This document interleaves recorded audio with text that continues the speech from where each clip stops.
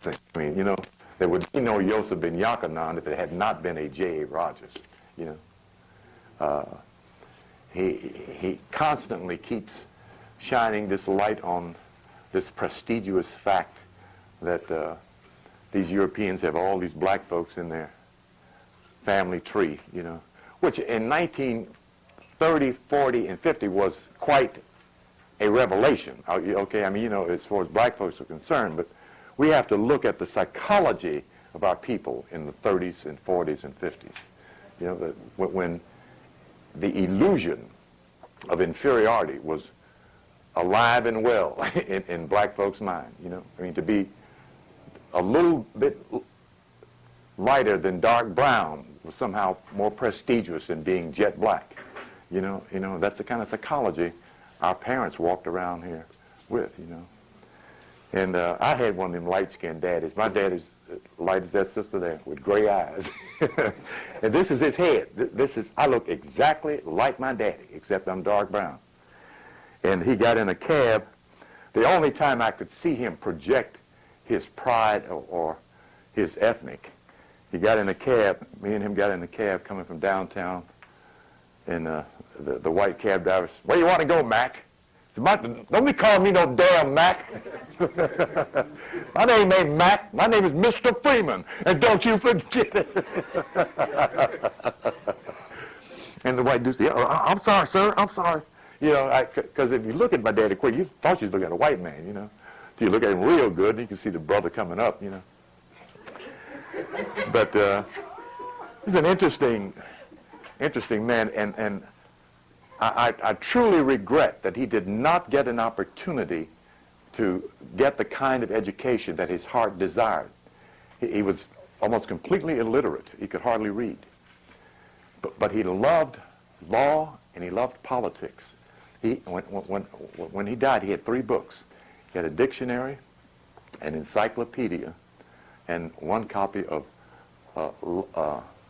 Black's law book, you know. And he could hardly read, you know. But he was one of these street corner politicians and street corner lawyers, you know, sit on the street, you know, and kick it with the boys, you know, about what happened to so-and-so, because, you know, black folks been going in and out of jail since we were supposed to have been emancipated and proclamated, you know. So he was one of those kind of brothers. And it's interesting because he changed his name from Foreman to Freeman, you know. When he left New Orleans, he was a policy runner. He was a bank for the number house in New Orleans, or one of them, and 4 or 5 black folks hid it for about $30,000 apiece. He grabbed my mom and left town and changed his name. It's very interesting that he would choose the name Freeman, you know, even at that unconscious state of awareness, you know, because he had no cultural input that I knew of now, you know, because I didn't get a chance to talk with him as a young man. He died in my freshman year of college. But it's very interesting that he would choose such a liberating concept, you know. You know, he could have said Brown or anything else, you know. He chose Freeman. Okay, that's enough of my little life story. I guess we'll get started here. Are we clicked on there, my brother? We are on? Okay. Okay, this is the beginning of a 12-week course on Introduction to Moorish Identity. And the reason I'm using the concept identity instead of science or for all of us is to find identity.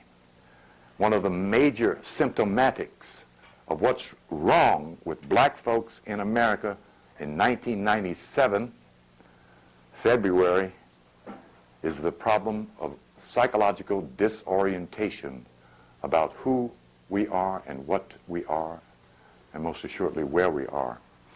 So the first 3 keys we're going to deal with is going to be with identity. And identity begins with name.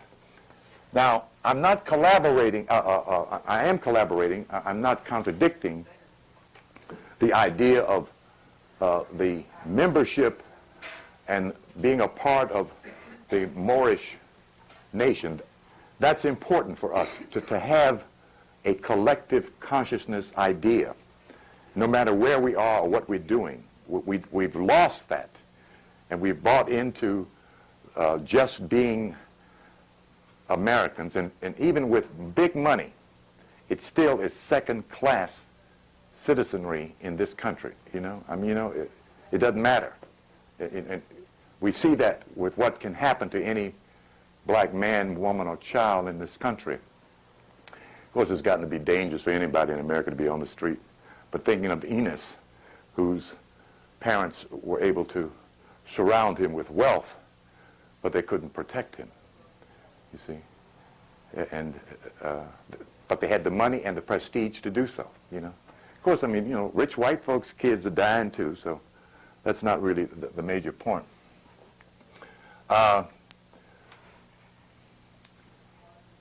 We need to move towards each other from a positive point of view.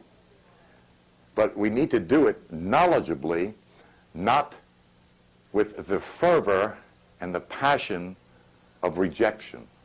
That was Garvey's energy. That's why it was possible for him to draw so quickly and so many.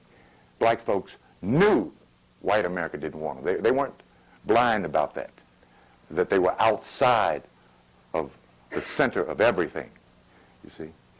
And I had the wonderful opportunity to hear a 12-minute audio tape of Garvey speaking, eloquent.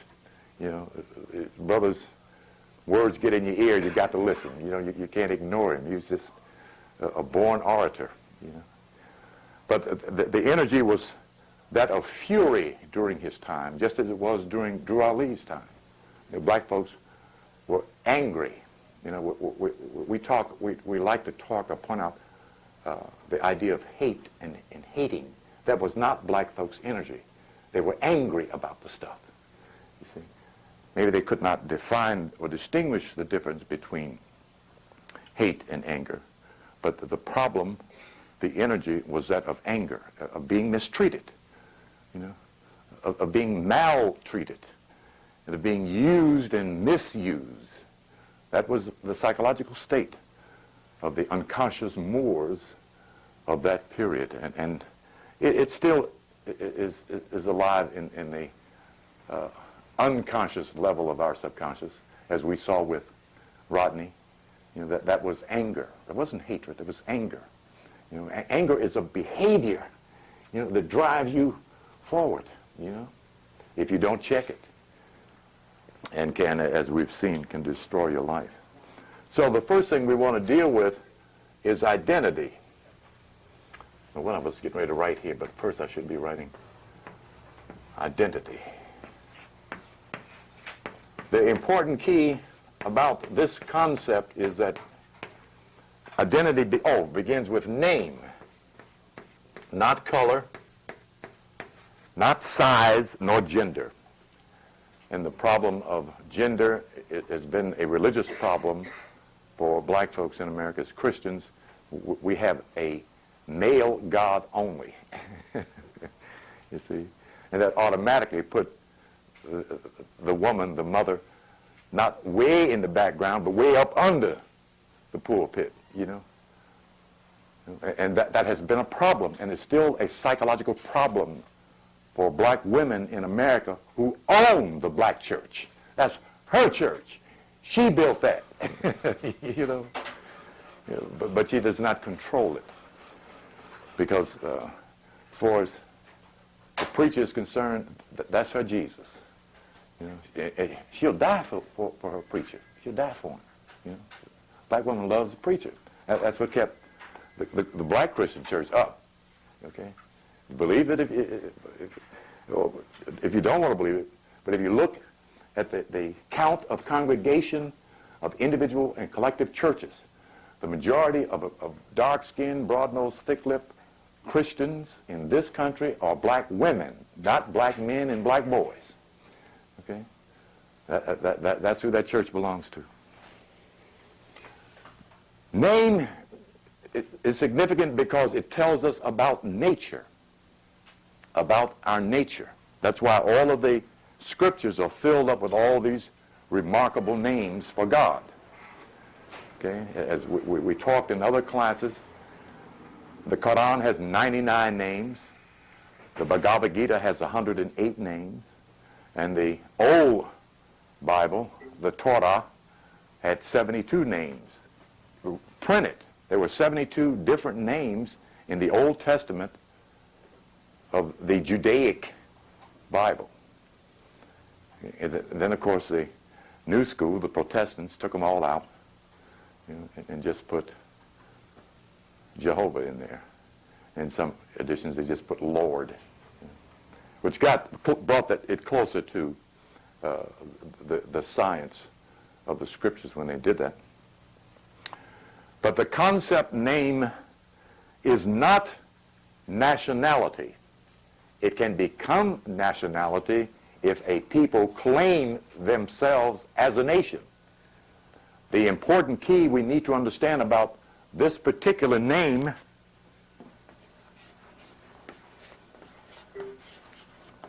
this is ethnocentric. It represents your blood, your chemistry, your genetics.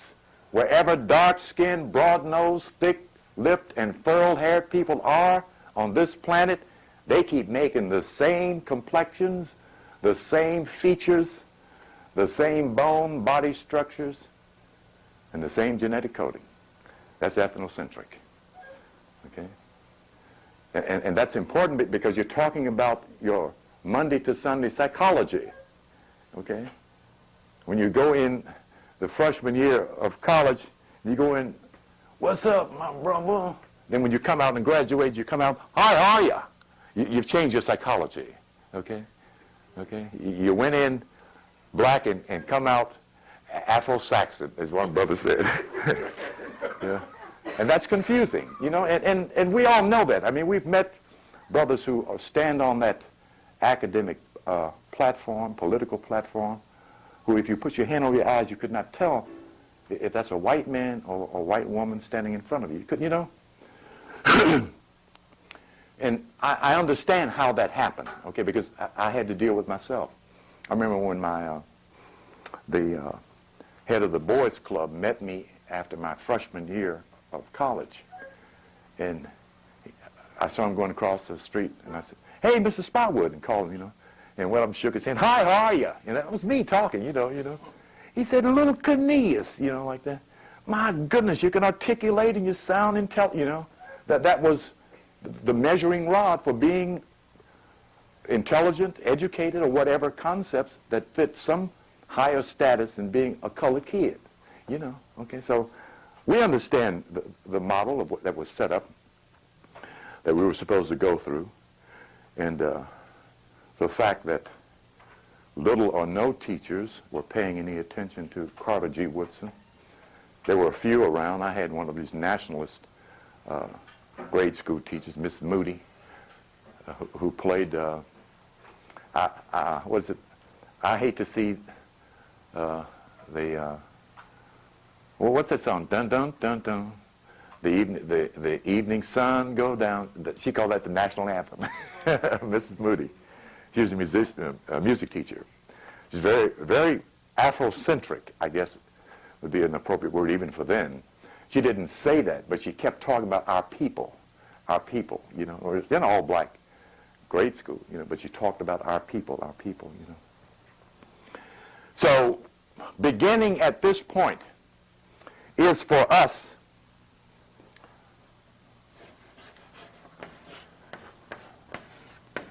very important word, motif, the central theme of study. Whatever you're studying, whether it's biology or Bible, the theme, you, remains the same. The knowledge of self will not change down here or on the next plane. You'll still be looking for knowledge of self, you see? Provided you have the spirit of knowledge. Now, if you go into a level of faith or belief, then it's just going to be so wonderful, you won't care who you are. You'll be so happy and joyous. But even there, you have to study. Something that Christians need to find out. If you don't study here, if you don't learn here, you're going to study and learn on the next plane, whatever plane that is you go to.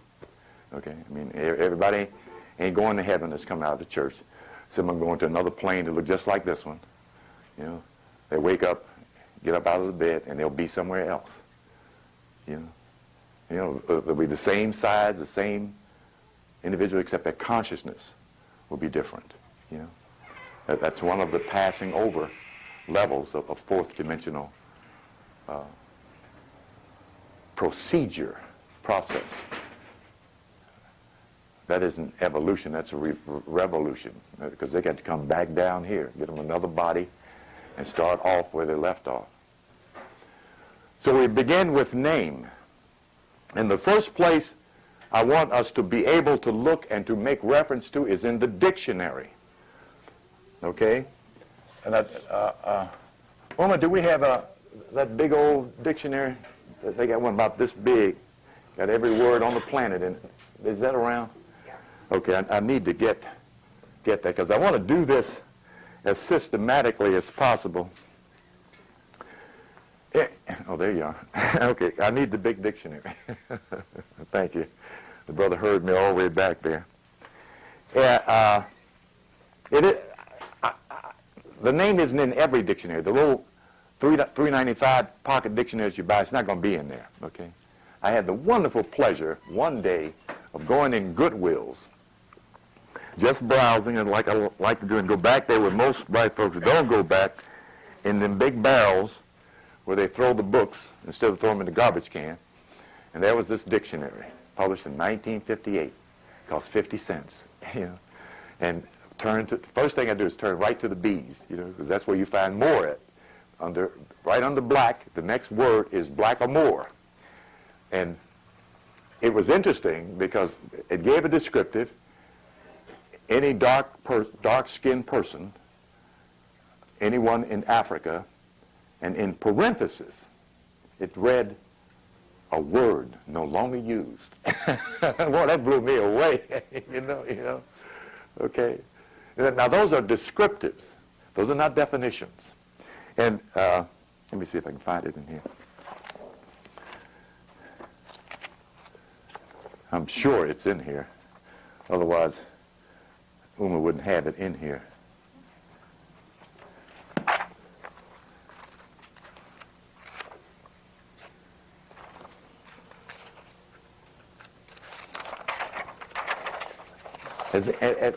Have any of you all or some of you all read the word black in the dictionary? Yeah. If you'd like to have a brief horrifying experience, read that word in there. Yeah. And it's a concept that's been given to ambivalence.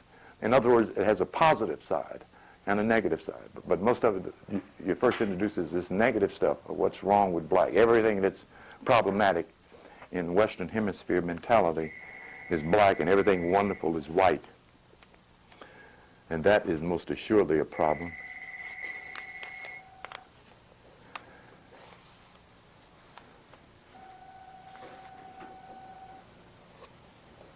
Of course, if you want to see the word black, you open a dictionary. You've never seen so many words with references to black. Let's see here.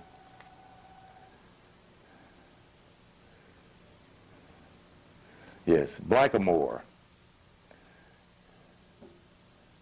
Alter of earlier black moor, black plus moor, earlier form of moor, a dark-skinned person, a person belonging to a darkly pigmented race, especially Negro.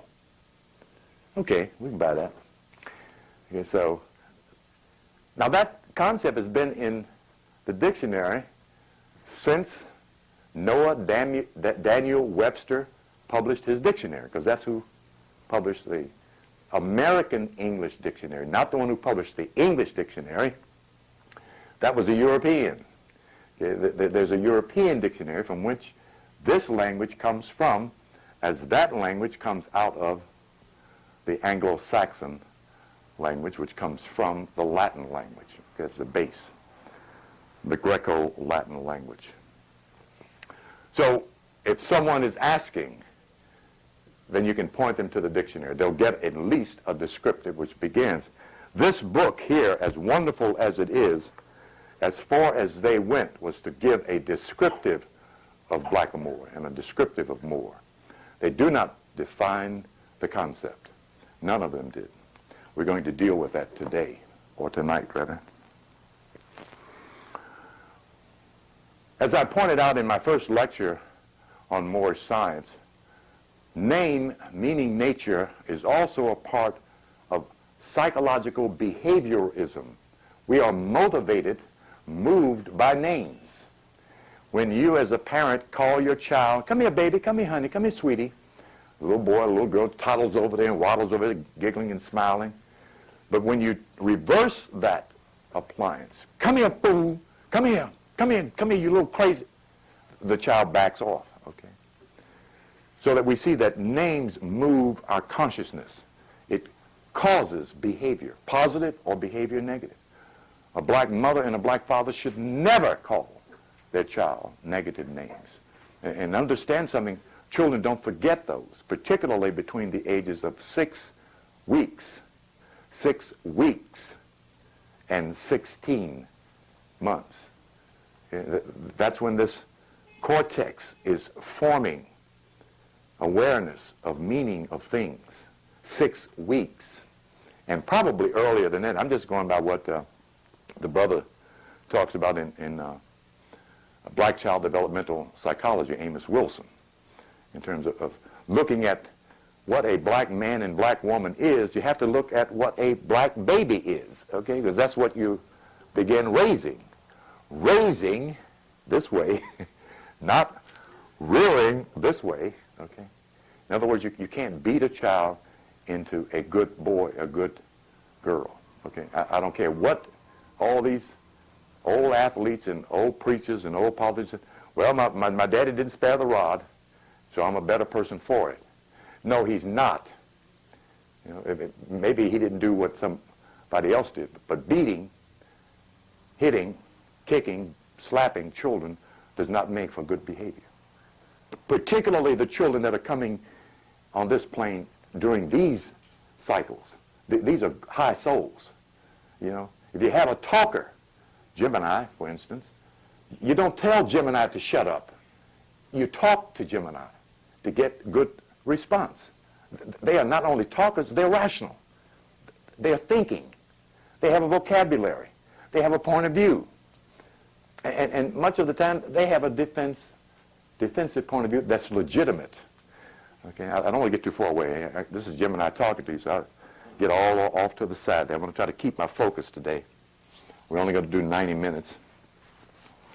Okay, the next place you want to look, and particularly for black folks, is the only book on planet Earth that black folks believe God sent to them, and that's the Bible. They believe that God reached right over the white boy's head and said, "Here, y'all take this book." Well, he didn't do that. But it's good to know black folks have faith. And certainly during certain periods of our circumstance, not our history, slavery is not your history. It is your set of karmic circumstances.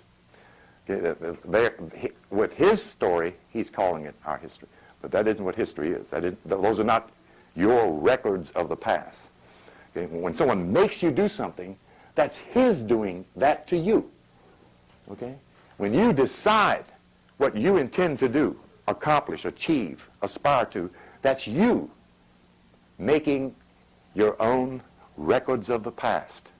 Okay? That's the unique difference in study and in understanding, so that we don't look at each other with this, "Oh man, niggas ain't shit." You know, and we still got this mentality. In 1997, we're walking around here saying something that was put in our great-great-grandparents' head. N-I-G-G-R is a Eurocentric term. And it's the only word that has followed us from slavery all the way up to this door. You know? It's amazing how that kind of psychology has survived. And it's not the white boy doing it. We kept it alive among ourselves.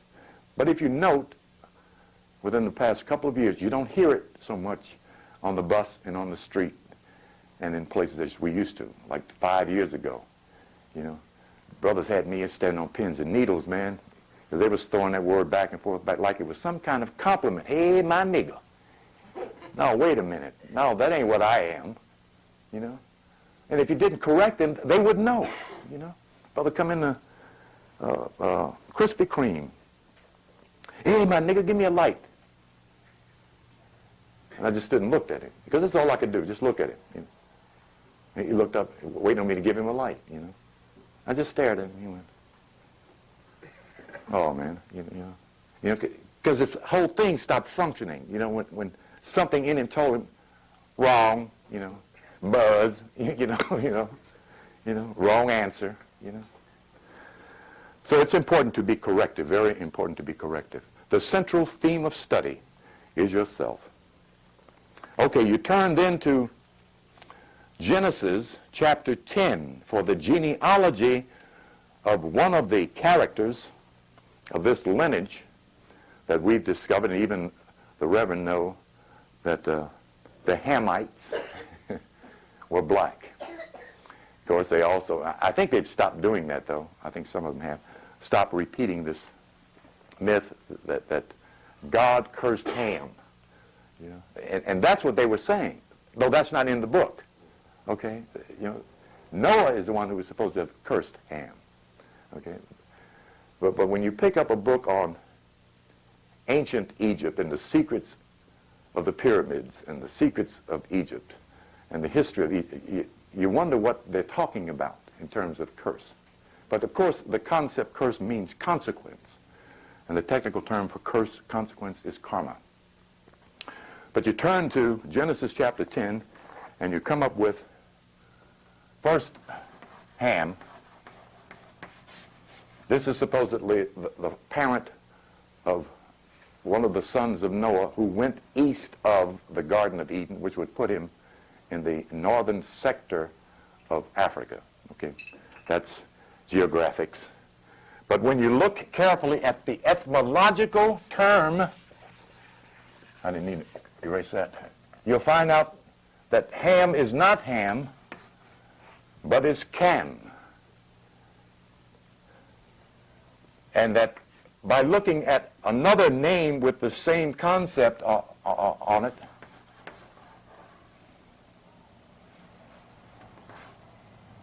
oh, let me do this. Oh, okay, it's supposed to be two M's here. You all have heard of Hammurabi.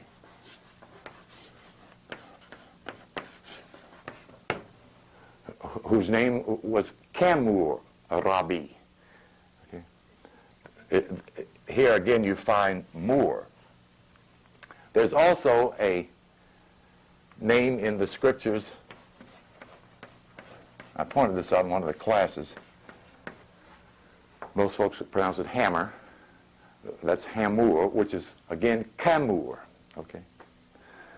This is etymological tracking back to the syllable of a name, and of course, the definitive of the name. Cam is given both in the metaphysical and in the secular language to mean black fire.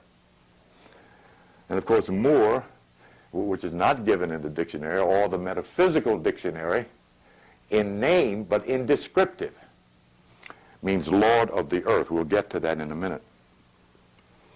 So that we find this individual, Ham, who gave birth to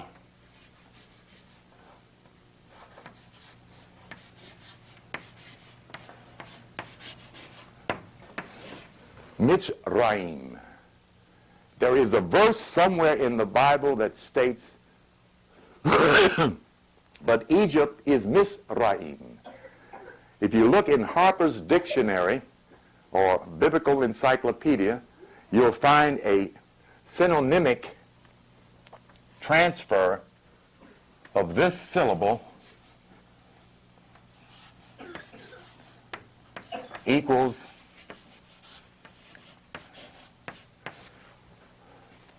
Egypt. Okay?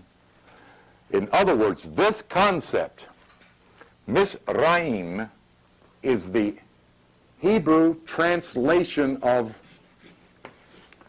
Moor. M-Z-R is Moor. Pronounced in the old language, if you will, Murs. Mizraim. Okay? Biblical.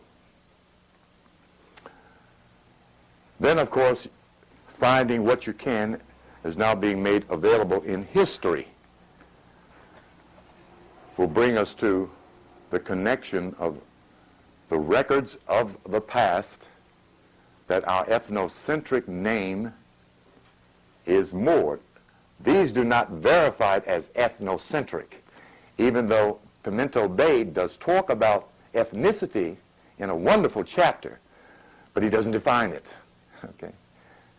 Names need not only to be described, but also to be defined, because name, in reference to nature, tells you about function, how you function, mentally, spiritually, and biochemically. That's the significance of every name, of anything and anybody, any planet, any solar system, any god, and so forth. Tells you how that individual person, place, or thing functions. So that we're able to move away from the idea of cataloging things in this great lump of, quote, we're all the same. And biochemically, that can be shown in the blueprint. You know, we all have arm, leg, head. But when you get to the inner, there is this unique difference that has cost us dearly, this unique difference, this wonderful substance that has no death in the black body, called melanin, okay, is what colorates the skin, the hair, and the eyes. One unique factor that needs to be pointed out: the majority of human beings on this planet have dark eyes, black eyes, essentially. The majority of human beings on this planet have black hair. Okay? That's your biochemical makeup with the addition of melanin.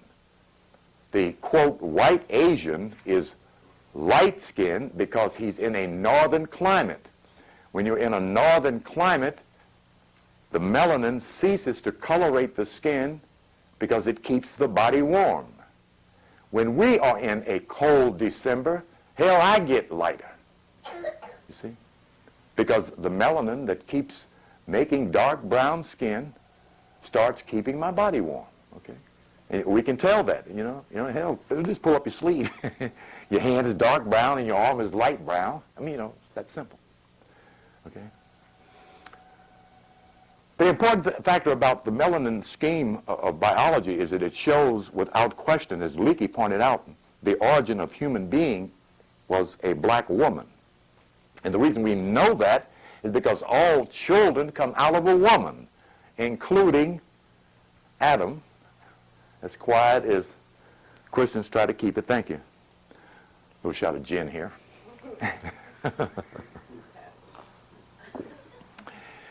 And we're looking for prestige, psychological prestige, not pride.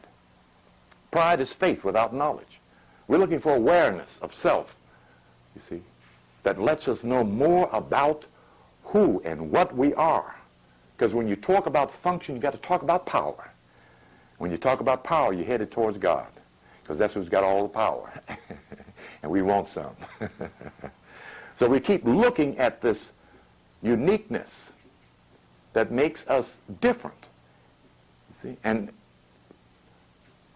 at some point, you do have to start being humble. When you dig into this knowledge here, you can walk out, walk in the bookstore like this here, and walk out like this. You know, it'll swell you up in a minute. I mean, it'll take but one book to get the brother's head up. It's all I got to do is read the right book. When I read The Clocks of Destiny, something jumped in my psyche. You know, that knowledge had hit my ego. You know, my little chest went, oh shit, You know, I'm somebody. You know, I mean, and being ignorant at that time. I'm talking about 1963. 64. When I finally got 65, I finally got a copy of The Clock of Destiny, because my ego was so hungry.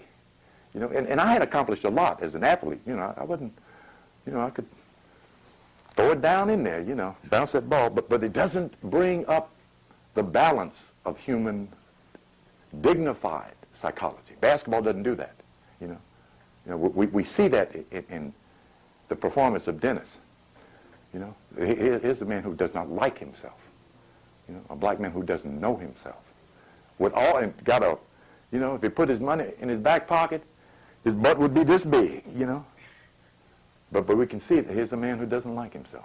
Of all the people in that stadium, he kicked another black man. Isn't that interesting?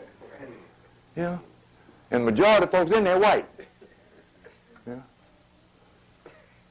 So he could use one of these lectures here. I might send him a tape. The brother in serious trouble. He on his way out of there. But see, Hollywood has such an appetite for the unusual and the peculiar and the sick. They can market this brother. He can make more money acting a fool than he has playing basketball. They got a market for the ill and the sick. Okay, let me get back here. Yeah, there goes Gemini reaching out there in another area. Okay. So we have 3 areas to look for this concept, this name: the dictionary, the Bible, and our history. Then there's this other area behind the scenes, but when you get back there, you can't come out with it. That's the Masonic order. They'll tell you who you are back there, but then they go, you have to zip it up and throw it away. Can't talk about it. Can't tell nobody.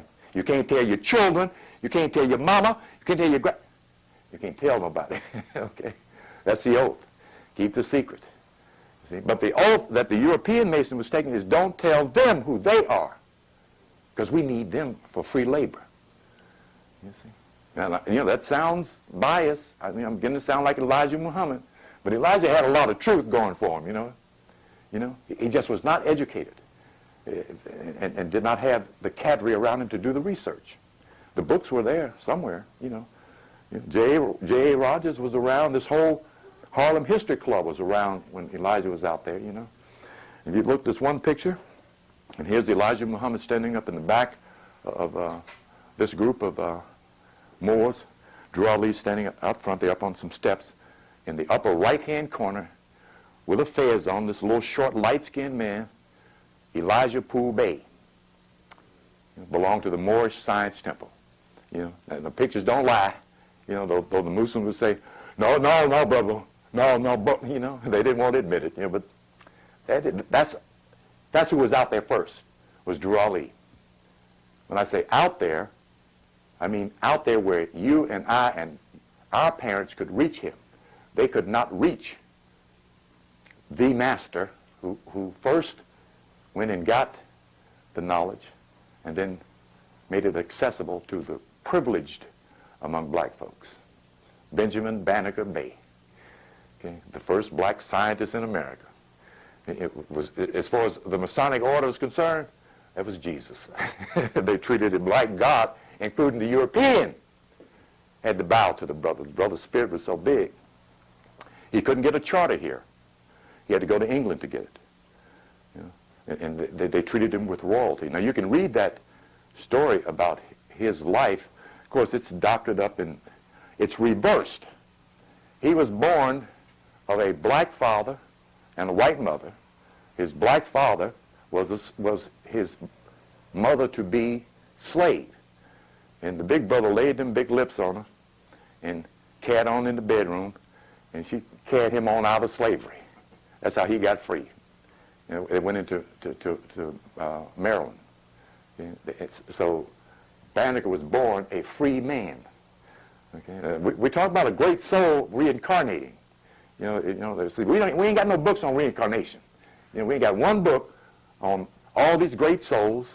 I'm going to tell y'all something really wonderful here at the end of this class here, something the Spirit gave me about these great souls. The only one that speculated about that is Yosef ben Yochanan. And we talked about Dr. Martin Luther King being one of the old pharaohs and a few others. If we wonder where these ancient souls are, they've been through here, and some more coming. The problem is can they get through it intact? Michael Luther King almost didn't make it. His father bent him into the pretzel of a preacher instead of prophet, because that's what his chart says he is, or was a prophet. And more than that, because he was a visionary, one who came to foresee, foreknow, and foretell the future. But his daddy put him, get in my shoes and walk behind me, And he tried to get out of it by changing his name and bought a martyr's name. Interesting, isn't it? Martin Luther. And then followed a martyr, Jesus Christ. Really interesting. Okay, we should be further along here than this, but my Geminian qualities won't let me just make a statement and go on. Okay, so we have this concept. Now, as I mentioned here, as far as these brothers, and as wonderful as this book is, took the concept, was as far as Greco-Latin language.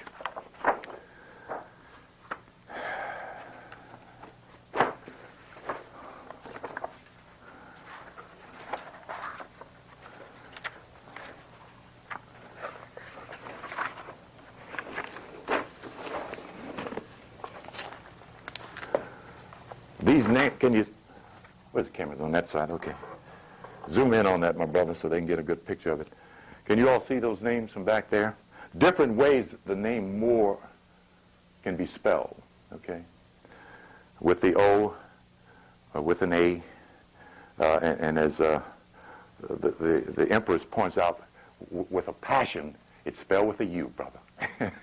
And it can be, okay? It can be. This is as much more as anything else. In fact, when you get back into the etymological concepts and you look at la, more, ria, it certainly connects us to that antiquity, okay? But this name is in the legendary, okay? Even the whiteboard did not fool with this. He didn't even say he was from Lemuria, Blavatsky put us there politely, Of course, she was saying there was such a thing as a black Caucasian, so she was having problems too. Okay, this hieroglyphic is what I found. The Spirit gave me. I won't say I found. The Spirit gave me this. Picked up one of Budge's books and just opened it, turned right to it. But I've been praying for it. I don't know how y'all been dealing with this stuff here, but I'll be walking up the street. I spent 15 months in the Cleveland Library, one of the best research libraries in the country. 15 months every day, and was mad because it wasn't open on Sunday. So I was having quite a religious experience with this history. I mean, it's just wonderful when you find it, And I was praying, walking the street going, I sure hope it's in one of them books, man. I was going to, that's where my mind was going, when I found this copy of one of Budge's books. This particular glyph looks like the wave of water, but the important thing about water is to understand that in water is electricity, and in electricity is mind or consciousness. So this is representing mind. This is found in the book, The Mystery of Sirius. This one glyph as in Omo, magic word or power of the word, okay? So this is both the power of the spoken word and thought, okay? This is what Budge gave as a definitive for this glyph transliterated. He only gave the consonants, MR, because it doesn't matter what vowel you put in there, it's still more. Mir, mar, more, more. Mir, it's still more. Okay? He gave captain, president, and governor. Okay? Behind the closed door, it is already known. It means Lord of the earth. One way to verify that as a concept is to turn to Genesis 42, verses 30 to 33. This is the episode of Joseph, whom we all know, all us ex-Christians or good Christians, know that Joseph was the one that they did what? Who sold him? Right, okay, all right. That, very key, okay, when you're using the Codex Inscriptus, when you're going in looking for certain knowledge with that code, the story form tells you who the characters are. We're going to see that again in the book of Isaiah. Let me turn to that. Anyway, anybody got a Bible? One of you brothers run right to Genesis chapter 42, verse 30. If you beat me there, go ahead and read it.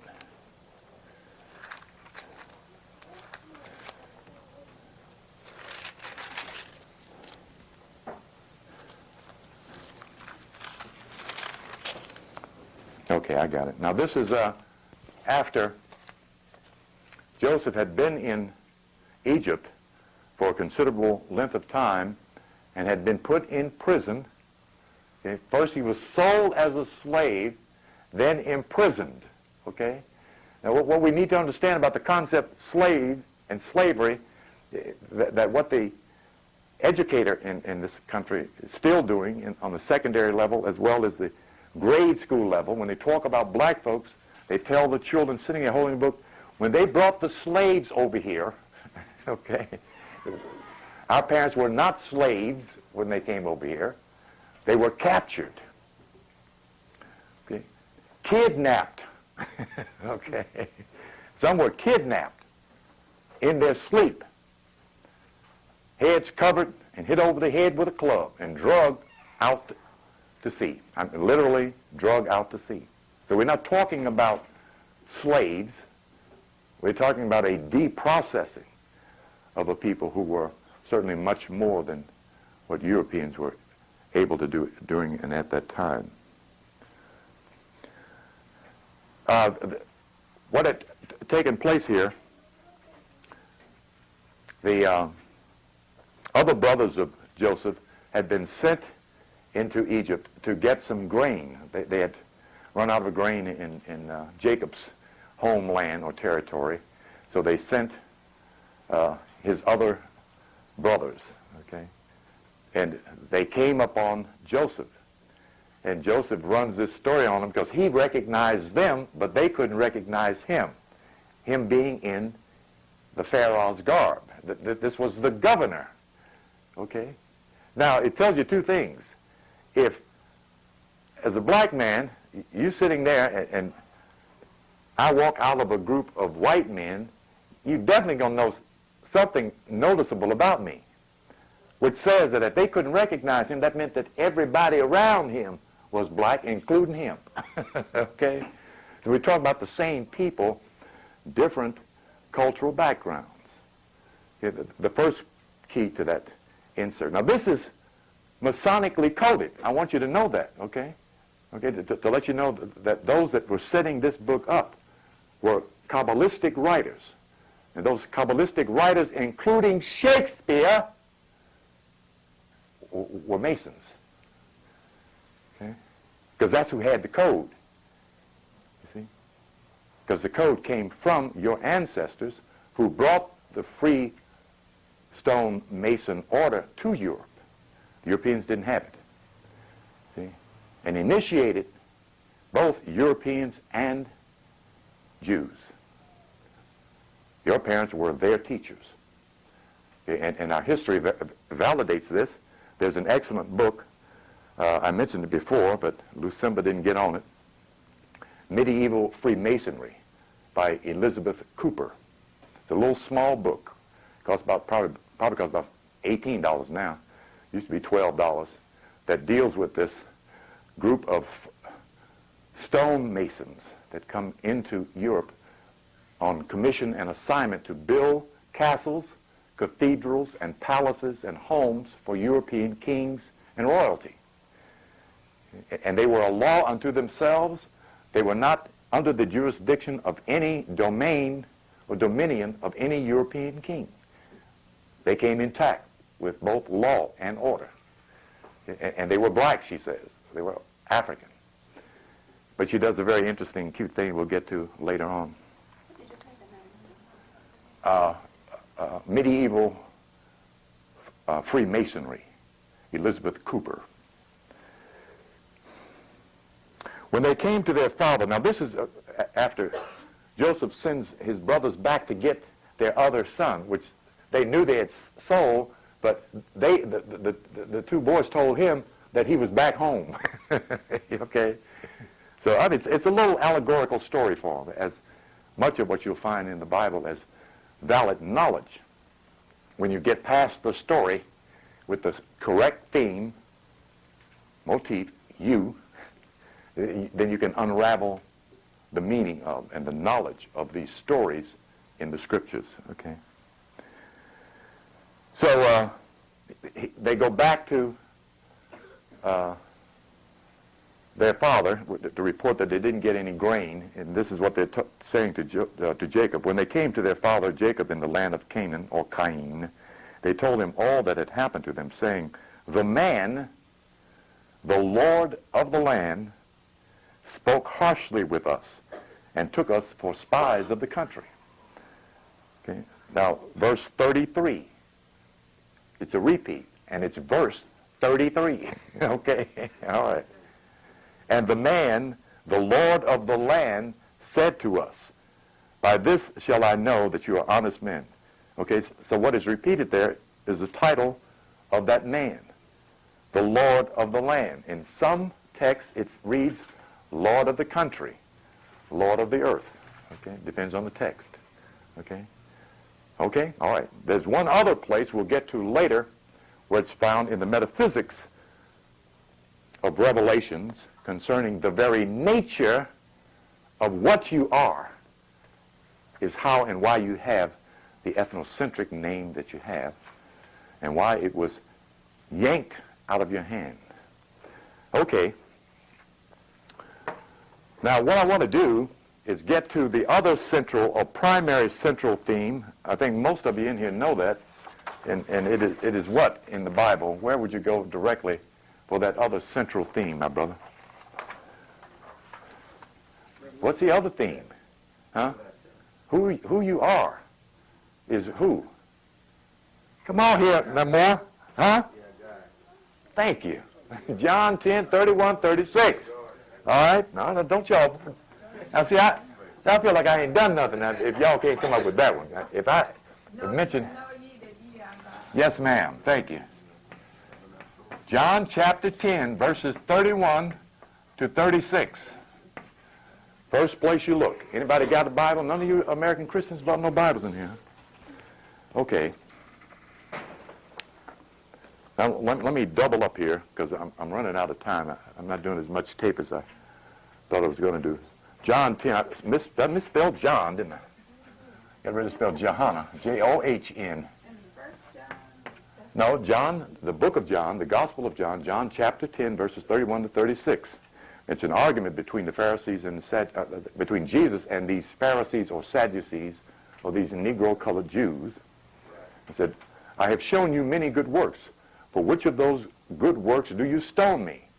And the statement that they give Jesus is, "We stone you not for good works, but you, being a man, make yourself out to be God." And Jesus' reply is, "Does not your scriptures say that you are gods? And if your scriptures so read, they cannot be changed." The scripture he's talking about is Psalm 82, verse 5 to 8. "They go on in darkness, knowing nothing. Did I not tell you that you are gods, children of the Most High? Yet you shall die like men and princes." That's the central theme of this Bible, the Bhagavad Gita, the Quran, the Rig Vedas. Okay, any Bible that you can think of, any scripture you can think of, the theme of every one of those books is Godhood. When you're looking for the knowledge of self. But when you're worshiping then, of course, God is greater than you. Okay, but that ain't what Jesus taught. Okay, that isn't what he taught. When someone tells you, be ye perfect, even as your heavenly Father, he's talking about you getting the same nature that God has. See? And that should be elaborated upon instead of the moralizing that preachers do and have done and does no good because it doesn't alter the psychology of black folks. You're supposed to raise consciousness, not jab it and poke it and make folks feel guilty. Folks been and hit that Scotch ball Saturday night, so when they come in, they already feel guilty. But you're supposed to make them feel better, higher, by knowing more of what they are. You see? Sister in Cleveland come out of church, been in there. Baptist folks stay in there 4.5 hours. And she come out. These folks was dressed down to the foot. You all buy the best clothes in the world to go see the Lord. And she stuck her head out the door and like this here. Broad daylight, sun shining like a beam from heaven. Scared to death. Scared to walk outside, man. So all the shooting had gotten started in the early 80s. And drug boys were sitting all on the church selling drugs, Preachers scared to come out there and tell them to get off my steps, That's where they sold drugs at in Cleveland, on the church steps. Because they had so many churches, 5 huge big churches on one street. Psychology. Okay. So that we know what the central theme is. It's you. That is not going to change. It takes nothing away from God, the universe, and certainly not Jesus. But it gives you what you need, because what you are is what you need. Okay? Before we get into the science, I want to give a brief synopsis of the history of the Moorish Science Temple and what Drew Ali gained as a spiritual commission to do. There's some biblical statements in his little booklet titled The Quran Circle 7. Now the first thing you need to note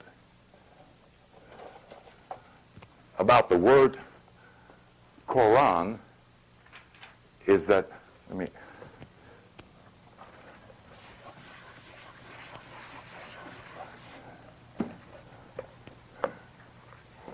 in transliteration, that's Quran. This is not Quran, which means it's not religion.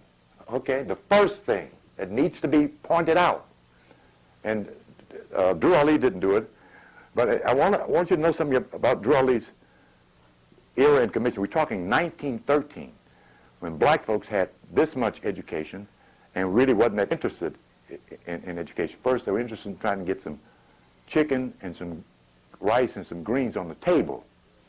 Okay, because we're talking about heading towards what? In 1913, the next thing up was what?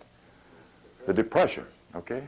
And we were already at the bottom, So the first priority was to survive, not get educated, not aspire to the best possible job as the first token Negro. Those weren't our goals, So we're talking about a brother who was far in advance of his students, his followers, who had prophetic abilities and prophetic visions, okay?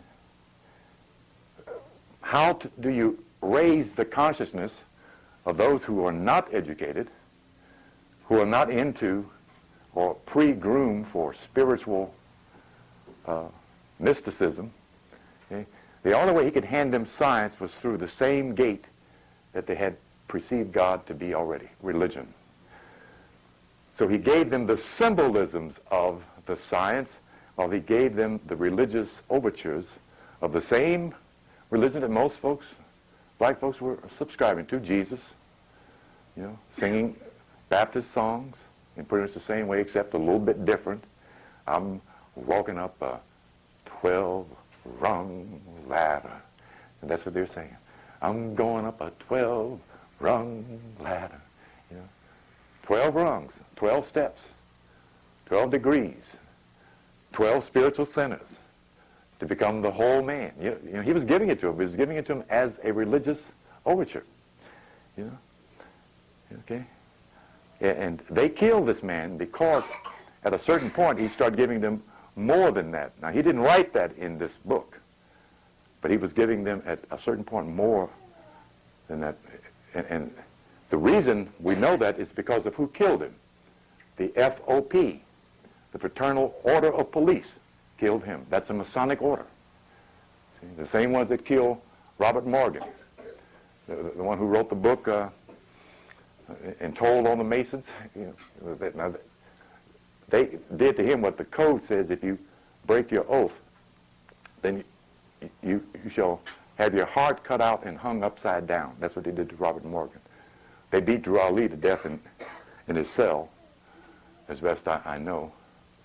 And, of course, the brothers said he died mysteriously. But the other brothers who had some insight said that he wasn't even in the body when they started beating on him. He was gone. He was of whatever level of mastership. He was at a level of mastership. Okay? I got a few stories I want to get in. I'll tell them as we go along. I don't want to hold you up too long here. The first, this isn't a very good circle. That's what's on the cover of his book. This is a duplicate, a contrived. This brother here, who is a wonderful brother, he's a wonderful brother. He's done a lot for black folks, who now calls himself Dr. Malachi York, who was Imam Isa, who became, this brother here that went through the whole circle. I mean, this brother told everybody he was Jesus, he's the Christ, And spiritually speaking, we all are, all of those things, spiritually, But he had to announce all this. He took these brothers through so many trips and looked up this brother and stuck his picture in Drew Ali's. Now when he started out, he put fezzes on his Muslims in New York. Okay, they were wearing black fezzes. Then they had conflict with the Moors in New York, and they took them off and put the pakla on, the little short Masonic hat, and then started going through this revolution with different garments and different hats and different symbols, But here's a picture, a very good picture of Noble Drew Ali. Very handsome brother from North Carolina. And I don't know what his educational background was. It is also alluded that he was a Mason and got out of the Masonic order. But that he had power has been verified, because there's still some Moors on this plain, or at least was 12 years ago,